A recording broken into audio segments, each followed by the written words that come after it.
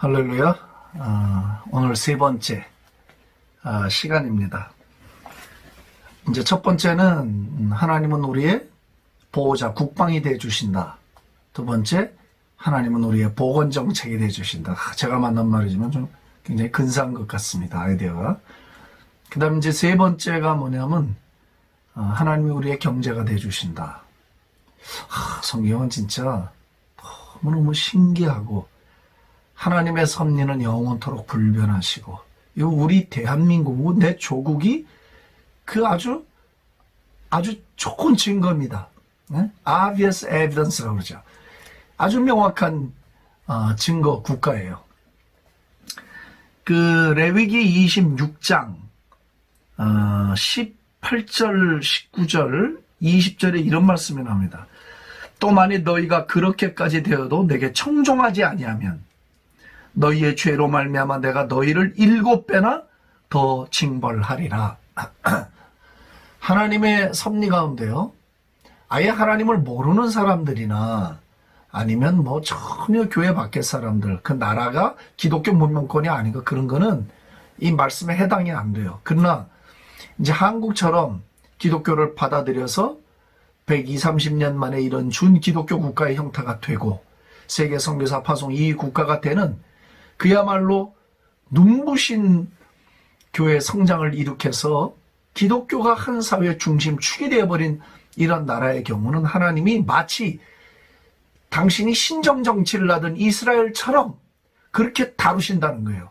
다뤄서 내가 너에게 이런 복을 주고 이런 것을 일으키고 내 계획을 펼치고 지금까지 내 손안에서 나의 그 영광스러운 계획 안에서 내가 너희들을 이끌고 여기까지 이러고 왔는데, 만약에 그렇게 내 뜻을 이루지 못하고 나를 온전히 끝까지 청종하지 않는다면 너희의 죄로 말미암아 내가 너희를 7배나 더 징벌하리라. 사랑하는 자에게 더 큰 매를 대시겠다는 거예요. 이것은 성경이 그냥 일목요연하게 흐르고 있는 하나의 진리예요. 은혜를 많이 받은 자 하나님이 더 많은 걸 요구해요. 영적인 것을 많이 받고 깨달은 자 더 큰, 더 높고 뭐라고 그럴까요? 깊은 주님이 잣대를 들이대는 거예요. 다 동일하게 우리를 판단하시지 않아요. 그러니까 한 나라가 이런 민족적 은혜를 받고 거룩한 은혜를 받아서 여기까지 와서 세계가 바라보는 하나님의 나라가 됐거든요. 근데 세속주의에 빠져서 흥청망청하고 만약에 우리가 온전한 마음으로 주님을 경외하고 거룩한 삶을 살지 못한다면 세상과 탁월하게 구별된 그런 삶을 목회자도 그리고 우리 성도들도 교회가 세상 속에서 그렇게 탁월한 빛이나 소금의 기능을 발휘하지 못하고 그냥 섞여서 그럭저럭 개인의 축복이나 바라보고 무슨 개인의 은사나 추구하고 나가는 그런 상태가 돼서 죄악도 밀어내지 못하고 나라 안에 있는 더러운 사악한 기운도 몰아내지 못하고 휩쓸려가고 그 힘을 잃어버려서 하나님의 뜻을 이루지 못한다면 내가 7배나 더 징벌을 내리리라. 물론 이스라엘이 주신 말씀이지만 우리가 이 말씀을 가볍게 들으면 안 됩니다. 은혜를 많이 받은 민족, 하나님의 특별한 관심을 받은 민족이기 때문에 이 말씀을 두려움으로 받아야 합니다. 저 개인적으로도 하나님의 은혜를 많이 받았습니다.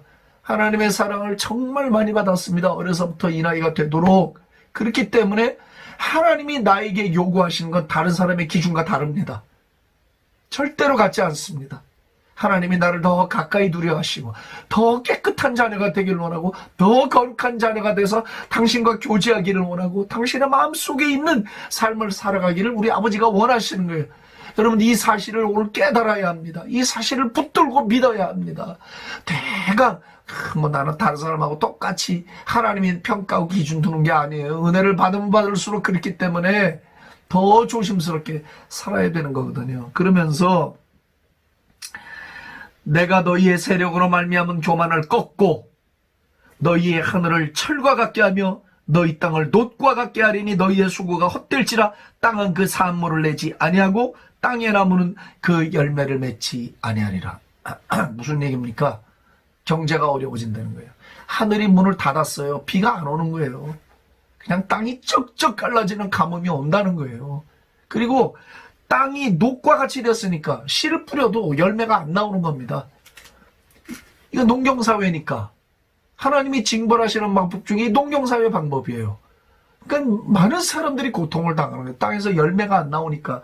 오늘날처럼 세계 경제가 하나가 돼갖고 뭐 아프리카 대륙처럼 막 10년, 20년 가뭄이 오고 물이 안 와서 그래도 세계가 뭐 음식을 날라다 주고 약도 갖다 주고 우물을 파서 살아가게 할 수는 있을지언정 이 당시에는 그런 이게 글로벌라이즈가 되어 있는 게 아니잖아요. 그러니까 이스라엘 땅에 비가 내리지 않으면 수년 동안, 예? 그리고 땅에 종자 씨를 뿌려도 열매가 나오지 않으면 그 자체가 죽음이죠. 그런 곳이 지옥이죠. 그야말로 일반 은총이 내리지 않는 거예요. 하나님의 돌보심이 떠나버리는 거예요. 그러니까 경제를 어렵게 해서 열매도 없고, 예? 하늘을 철같게 하고 땅을 녹같게 한다는 이 레위기 26장 19절 말씀, 얼마나 이게 경고의 말씀입니다. 그러면서 20절 너희의 수고가 헛될지라. 아무리 수고해도 헛돼요. 열매가 안 생겨요. 모든 공이 다 허물어지고 마는 거예요. 다시 이제 출애굽기 23장 돌아오면 내 하나님 여호와를 섬기라. 조건이 또 나와요. 섬겨라. 그 여러분들 물을 수 있죠. 우리가 안 섬긴 적이 언제 있었는가? 근데 섬기는다는 이 말을요, 우리가 그냥 교회나 다니고 헌금이나 하고 어디가 봉사고 그런 정도로 여기면 안 돼. 이 섬긴다는 말은 그런 말이 아니에요. 하나님께 내 온 생명을 바쳐서 그분을 절대 중심에 모시고, 예? 그분을 최우선순위에 모시고 그분을 온 맘 다해 사랑하고 그분이 시키시는 일이면 그냥 아멘 할렐루야 받아들여서 내 것을 내려놓을 수 있는 걸 말하는 거예요. 그게 하나님을 섬기는 거예요. 하나님의 뜻이면 복종을 하는 거예요. 즐겁게 따라가는 거예요. 그렇게 섬기라는 거예요. 군소리 하지 말고 잔머리 돌리지 말고 네 말을 붙이지 말고, 예? 하나님을 그렇게 섬기라는 거예요. 섬기면 세 번째 이제 약속이죠. 너희의 양식과 물에 복을 내리고. 아멘. 지금 레위기 26장 말씀하고 통하잖아요. 너희의 양식과 물에 복을 내리신다는 거예요. 이게 무슨 말이에요? 경제적인 복을 말하는 거잖아요. 물도 깨끗한 물을 주시는 거예요. 양식에도 복을 내리는 거예요. 여러분 한번 이 조국 땅 대한민국을 한번 보십시오. 이 조국이 경제적으로 부흥할 만한 조건이 있었던 나라입니까? 정말 동방이 한 귀퉁이에 있고 중국에서는 오랑캐 국가로 여기고 일본도 우리나라 우습게 여기고 그야말로 세계 열강의 먹잇감이었죠. 먹잇감. 정말 소망 없는 나라였습니다. 예? 고종 말기에는 평양 도성의 노비가 85%였습니다. 15% 양반의 노예로 85%가 살았던 거예요. 삶이 피폐하긴 말할 것도 없죠.